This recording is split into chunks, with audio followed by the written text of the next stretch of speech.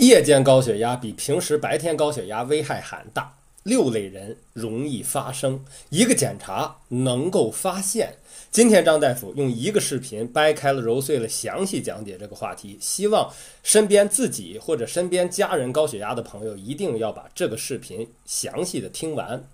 首先说夜间高血压，它的危害是非常大的，甚至某种程度上它的危害要高于我们白天的高血压。因为白天的高血压你本身你容易发现，你就容易重视，夜间高血压最起码你不容易发现。好多人说没事儿，我容易发现，我晚上起来量血压，那个是不对的，因为你一旦觉醒再量血压就不真实了，就不是真实的夜间血压水平。那么需要做什么检查呢？一个检查要做，这个检查叫做24小时动态血压监测，不是说我们非得晚上爬起来量个血压，那是不对的，你一醒了就不真实了。我们需要24小时动态血压监测来明确你是不是存在夜间高血压。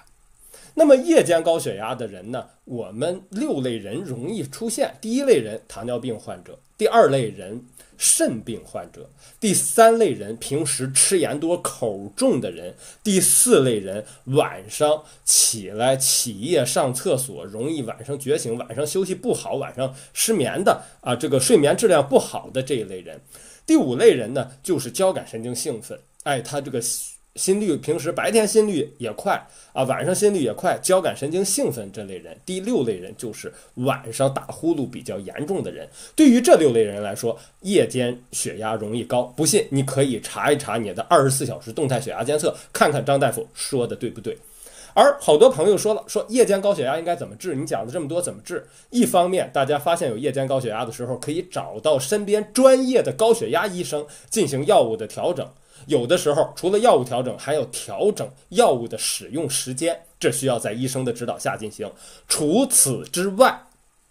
有的时候需要针对病因进行治疗。什么病因？咱们拿打呼噜这个说的这个第6种来说，好多人除了调整降压药，你降压药感觉效果也不好晚上这个夜间高血压还是存在，这个时候就有可能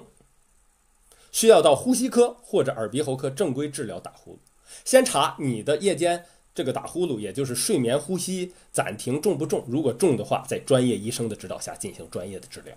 这就是张大夫对于夜间高血压的详细讲解。希望手机前面的朋友们听完了之后，如果你自己高血压，或者你身边的亲人高血压，把这个视频转给他，让更多人受益。关注健康，关注心内科医生张志颖大夫。